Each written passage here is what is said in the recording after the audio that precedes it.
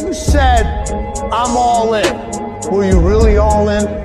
Let me tell you what the cost of being all in is. Early mornings, late nights, being misunderstood, having very few friends, being your own cheerleader. Are you those things? All right, so truck looks a little bit different.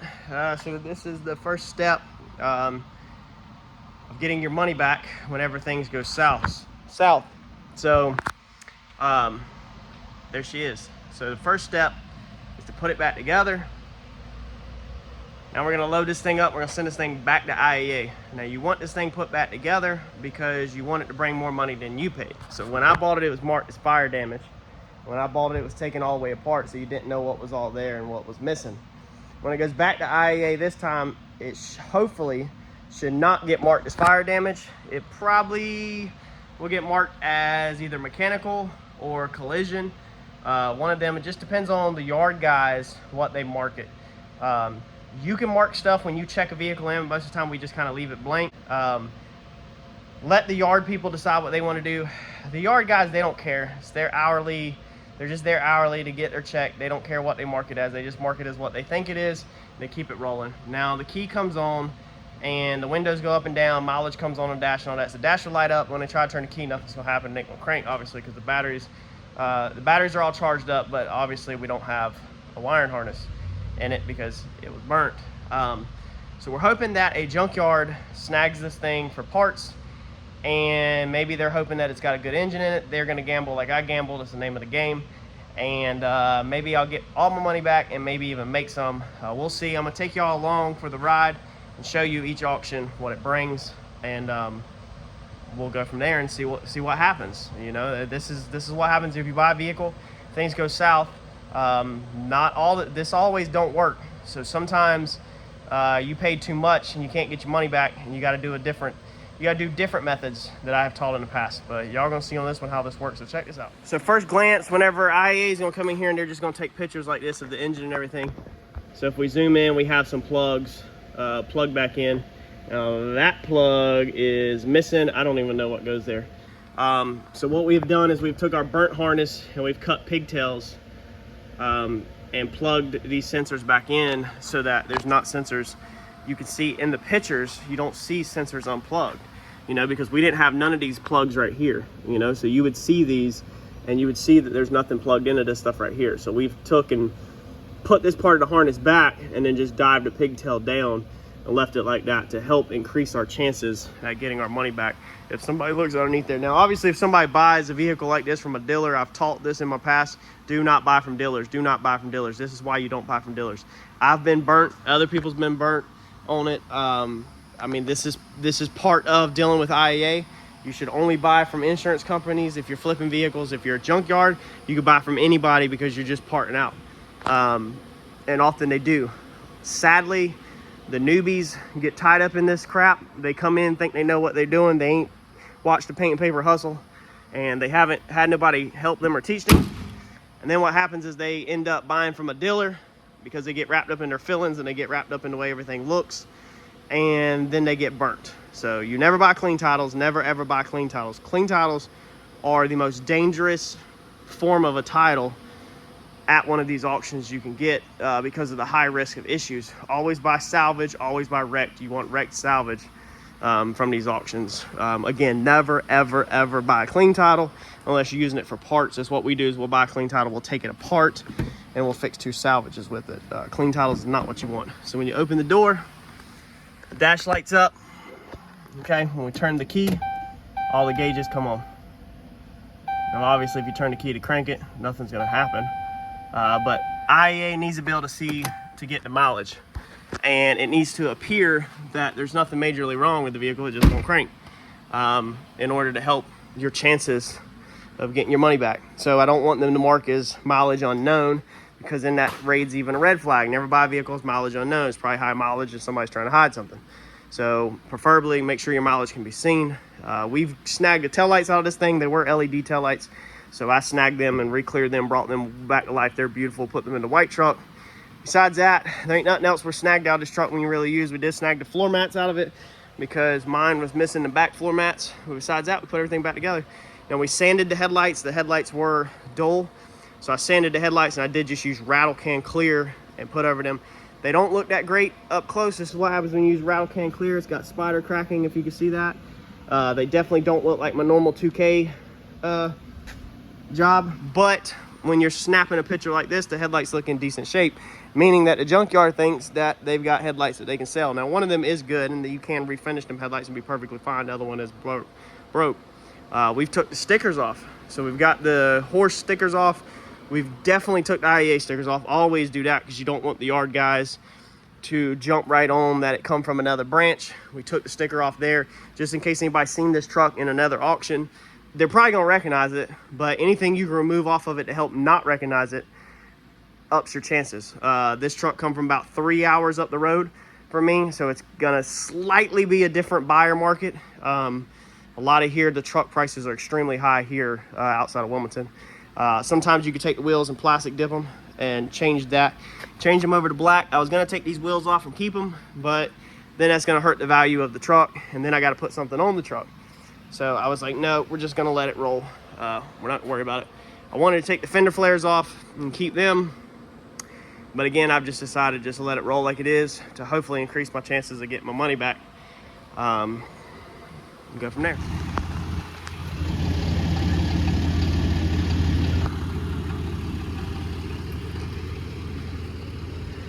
Jeff's getting her out of here. Shout out to him. Linko Towing out of Holly Ridge near Wilmington, because that thing was terrible to get out. It was terrible for me and Eddie to get in there, and it was a fighting process to get it out. All right, well, it is auction day. So let me show y'all how this truck ended up getting put into the system at IAA. Now, I explained to you that when these vehicles go to IAA, there's somebody else checking them in, and they literally just guess at what the damage is. It's mind-blowing how this stuff actually works once you learn how it works. Now with insurance stuff and collision, it's pretty clear. You look at the pictures and you determine for yourself what the damage is. You just completely pretty much ignore what they input. Now, sometimes they'll mark it as mechanical or flood. Brands like that you need to pay attention to, but as far as like what the collision is, just look at the pictures, and a lot of times you'll learn doing this that you can make a better decision off of the pictures than paying attention to what they input. But that's a whole nother lesson. We're focused on this Ram. But y'all know what's wrong with the Ram. You know how the Ram got to me. You've seen it. So now let's see what we're pre-bidded at, and let's see what it looks like in the IAA system. And again, us as sellers, we have nothing to do with that. We mark our paperwork as other. They make all this stuff up themselves. Let's check this out. All right, so we're gonna come in here. This is our truck. It is up for sale today.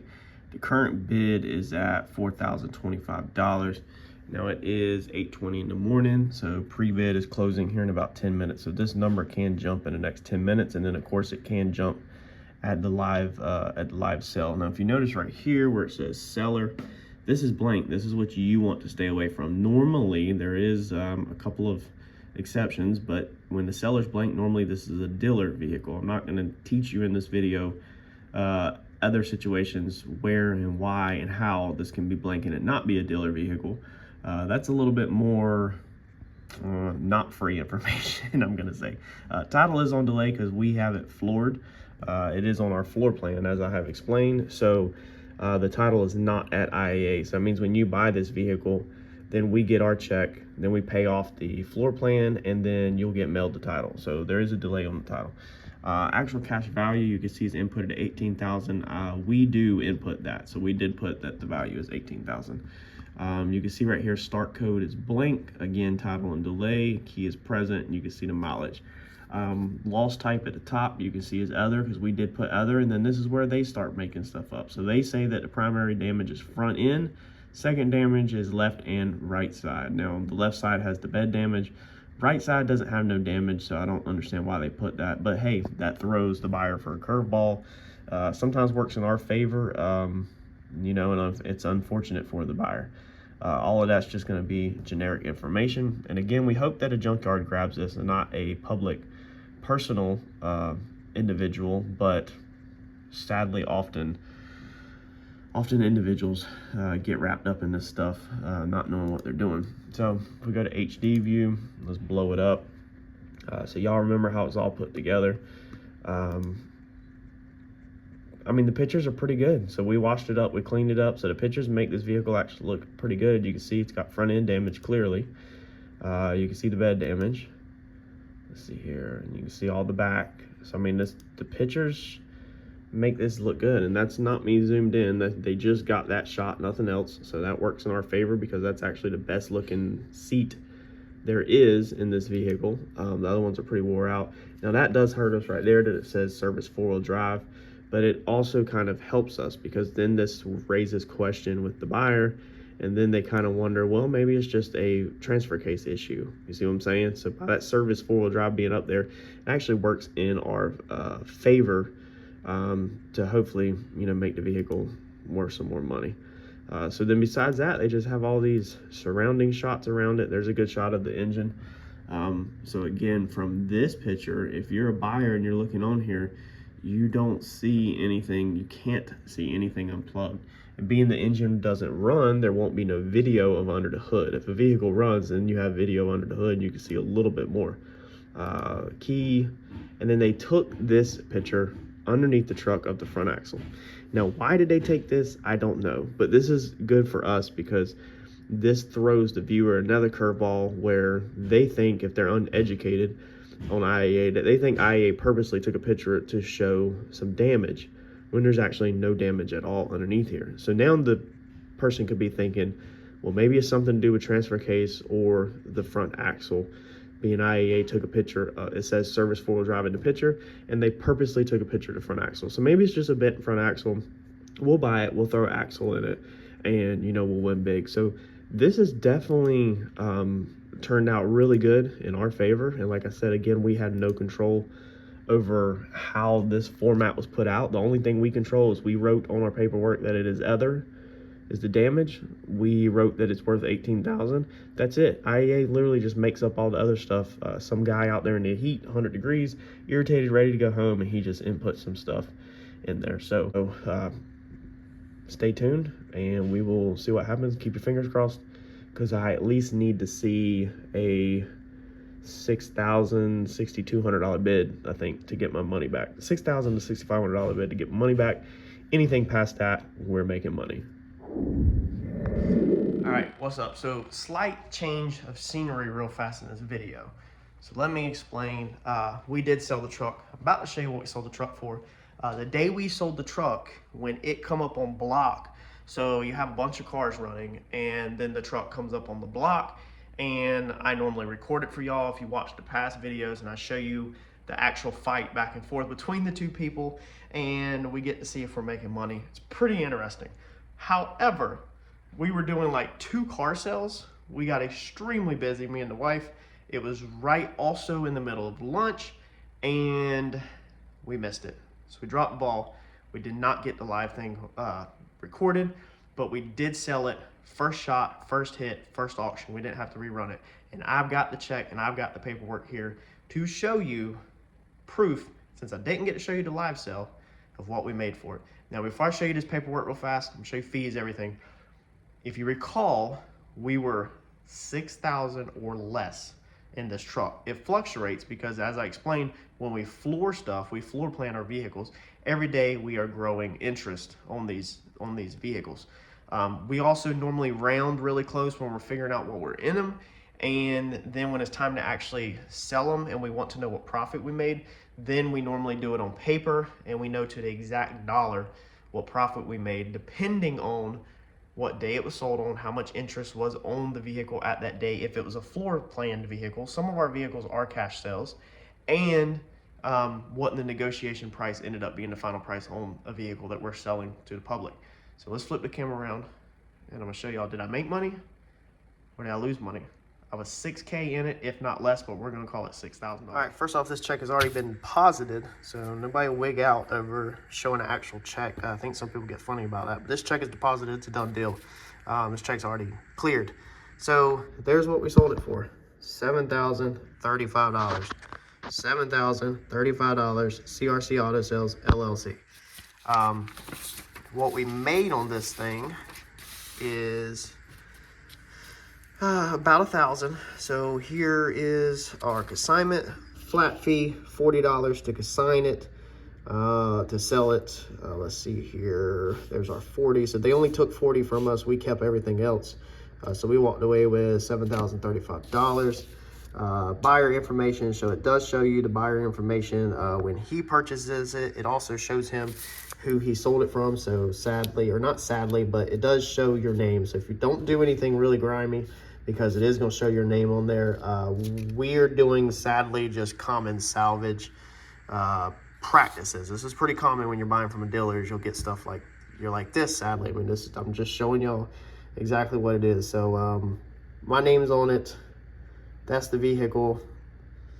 Damaged front end, left, right side. I mean, I showed you all this. ACV, we put 18,000 on it. Pretty straightforward. It took the buyer quite a while to pay it, 3 days for him to actually get my payment. That was the holdup. That's why I didn't get y'all this video fast enough, as he took forever to actually come in and pay it. And then it took them forever to cut the check. So I had to wait over a week to even get the check cut. So the total days that we had tied up in this from drop off to pick up check, 12 days it took us to clear this up and get this money. Not bad. Made $1,000. Had to fluff the vehicle, but I'm telling y'all, don't buy from dealers at IAA or Copar, because this is what we do. This is what we do. The people that buy from dealers should be junkyards that are using the vehicles for parts, because normally a dealer vehicle is going to have a transmission issue or a motor issue. It's well known across the board, but you'll still get public buyers. And it said that he had no resale certificate on file, so I'm pretty sure he was a public buyer, meaning he's not a dealer, meaning he probably went up in there and didn't exactly know what he was even doing and wanted the vehicle and gambled it.